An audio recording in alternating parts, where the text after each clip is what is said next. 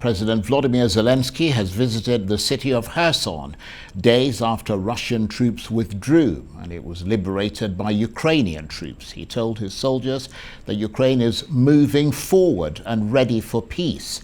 The loss of Kherson, taken by Russia in the early stages of the invasion, is a major setback for Moscow, though the Kremlin insists it is still Russian territory. Russia had declared it the administrative center of the illegally annexed Kherson region. It was the only regional capital to be occupied before Ukrainian troops entered the southern city on Friday. Mr. Zelensky has also spoken about investigators uncovering more than 400 war crimes in areas of Kherson abandoned by Russian forces as they retreated.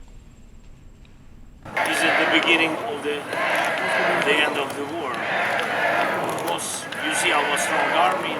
We are step by step coming to our country, to all the temporary occupied territories, and of course it's a pity, but it's a long way, difficult way, because this war took the best heroes of our country, and so but for us it's very understandable. We don't believe Russia. Yes, and they're tricking with all the world. That's why we are moving forward. We're ready for peace, but our peace for our country is all our country, all our territory. We respect the law and respect sovereignty of all the countries, but now we are speaking about our countries. That's why we are fighting against Russian aggression. Volodymyr Zelensky. Well, for more, we can speak now to the Eastern European Affairs analyst, Dr. Marek Laskevich, who joins us live from London. Good to see you, Dr. Laskevich. So President Zelensky making an unannounced visit to the newly liberated city of Kherson. So a big symbolic visit then, and a pretty bold move. Well, it is a symbolic visit, but of course, it's very important for Ukraine that they've now reoccupied Kherson. However, as for talks of peace, he's given no concrete details, and it's very hard to see anything more than a PR, as indeed from the Russian side. So therefore, a very important visit for Ukrainians, but nothing of substance in terms of the war. During Mr. Zelensky's visit, shelling and artillery fire could be heard around the city, with the Ukrainians to the west and the Russians apparently to the east, facing each other. What do you make of that? Well, I've also stated that it's quite possible that the entire movement out of Kherson by the Russians was nothing more than a ruse de guerre. I see no movement for peace on the side of Russia. The fact of the matter is no peace terms have been offered there of any note. And as for them leaving Kherson, they're still fighting nearby. So therefore, it doesn't mean nearly as much as it's been trumpeted in the media. I think it is just one more move in the war, to be honest. Well, I mean, you mentioned peace there because, of course, winter is on its way, likely to be a difficult time for everyone. No sign at all in your assessment that the hostilities might be subsiding? Because as you touched briefly, Mr. Zelensky said something about Ukraine moving forward and being ready for peace. I don't see anything in his speech of any concrete interest. Merely saying he's ready for peace. There have been talks of peace on and off now for some time, but nothing has emerged out of it. So no, I don't see it. I do not see it as the beginning of the end of the war. It's somewhere in the middle of the war. And I don't even see much coming out of this. In fact, what I'm worried about more likely is that Russia, having mobilized its troops, is now part of a huge plan on their part.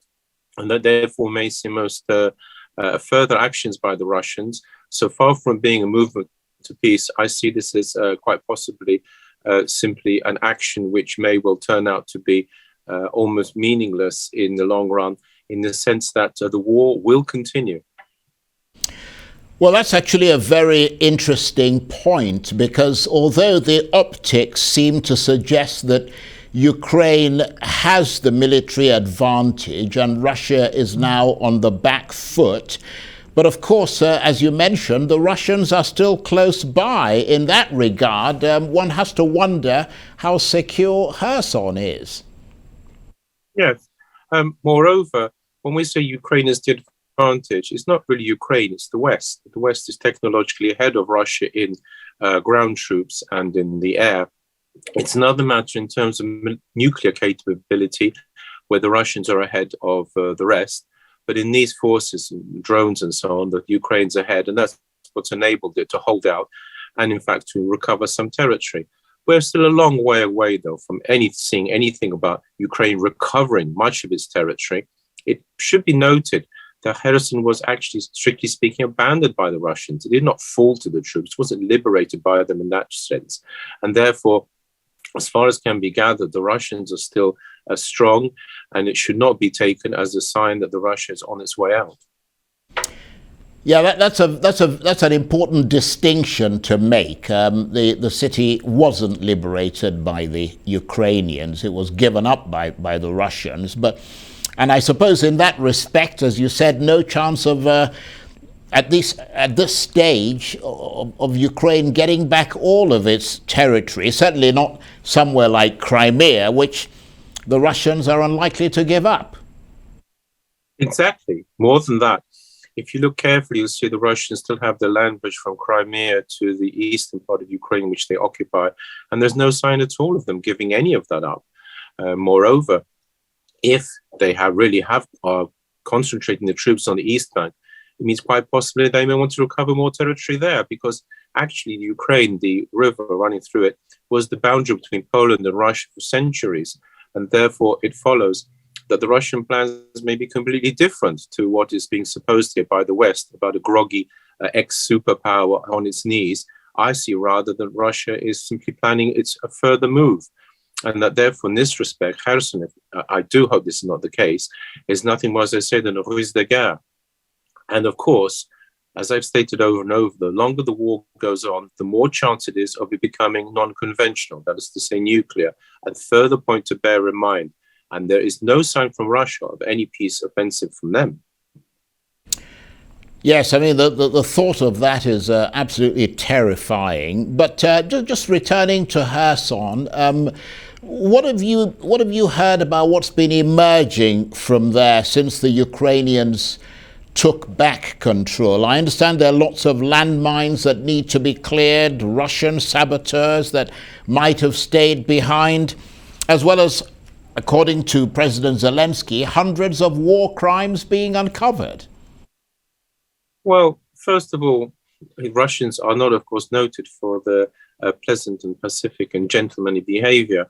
If you read Russian history, you'll find that it won't be the first time that there have been war crimes, of which perhaps the most notorious is the Katyn massacre of Polish officers in 1940.